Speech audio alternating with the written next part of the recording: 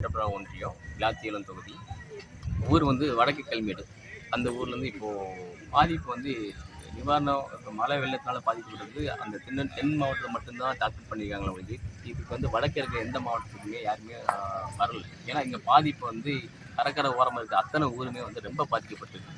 முக்கியமான ஊர் வந்து வில்லேஜியாக பாதிக்கப்பட்டது வந்து ஒரே ஒரு ஊர் வடக்கு கல்மேடு அண்ட் தெற்கு கல்மேடு. அது பக்கத்தில் இருக்க அந்த குளத்து ஓரம் இருக்கிற கார்னர் பண்ணியிருக்கிற அந்த பள்ளத்தில் வசிக்கக்கூடிய மக்களோட பாதிப்பு எக்கச்சக்கமான பாதிப்பு. விவசாய பொருளும் அதோட மிளகாய் சாகுபடி பண்ண மொத்த பயிரும் சர்வசாதாரண ஒரு மக்களோட குடும்பத்துக்கு மட்டும் சராசரி 1 லட்ச ரூபாய்க்கு மேலே செலவு பண்ணியிருப்பாங்க.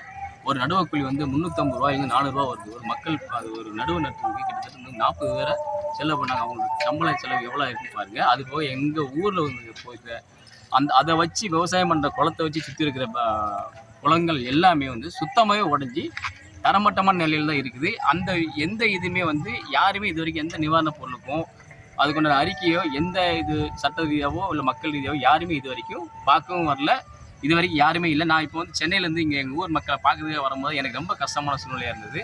அந்த ஊரை பார்க்கும்போது எனக்கு தெரியும் அந்த ஊர் போகிறதுக்கு என்னோட காரு கூட வர முடியாமல் நான் வந்து தரவுகளுக்கு அடுத்தாப்புலேயே நிப்பாட்டிருக்கேன். அந்த தரவுகளுக்கு உள்ளே வரும்போது தரவுகள் போராட்டம் நடக்குது. தரவுகளுக்கு போராட்டம் தரவுகளும் பட்டம்போது வேப்பலோட பஞ்சாயத்தில் வில்லேஜுங்கிறது கல்மேடு உள்ளே இருக்குது. வடக்கு கல்மேடு தெற்கு கல்மேடுலாம். இப்போ இந்த ஊர்லேருந்து போராட்டம் வந்து காலையிலேருந்து இன்று காலையிலேருந்து மக்கள் போராட்டம் இன்னும் அளவுக்கு போராட்டம் பண்ணிட்டு தான் இருக்கிறாங்க. இதை யாருமே வந்து என்ன இதுன்னு கேட்குறதுக்கு ஒரு ஆள் கூட வரல.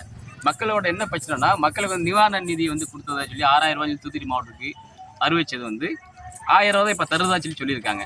இப்போ மக்களோட பிரச்சனை என்னன்னா அந்த பாதிப்பும் சொல்லி நிறைய பாதிக்கப்பட்டிருக்காங்க. இவங்க கொடுத்தது அவங்களுக்கு மட்டும்தான் பாதிப்புன்னு சொல்லி திருநெல்வேலியிலேருந்து ஸ்ரீவைகுண்டம் திருச்செந்தூர் வரைக்கும் சொல்லியிருக்காங்க.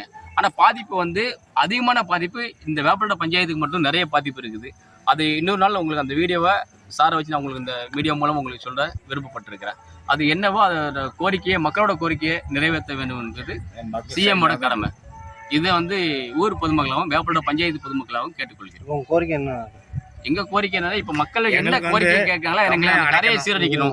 ஃபர்ஸ்ட் அந்த கரையை வந்து சரி பண்ணணும். அவங்களோட விவசாயம் நார்மலா வந்து கண்ட்ரோல்ல வரணும். அந்த உள்ள ஊருக்குள்ள போற வில்லேஜுக்கு போற ரோடை சரி பண்ணணும். மக்களோட நிவாரண நிதி அதனால பாதிக்கப்பட்டது நிறைய பாதிக்கப்பட்டிருக்காங்க. அவங்களோட உரிய தொகையை வந்து அந்த மக்களுக்கு பாதிப்பை கொடுக்கும். என்ன நிவாரணம் கொடுத்தாங்களோ அந்த மக்களுக்கு கொடுக்கும்.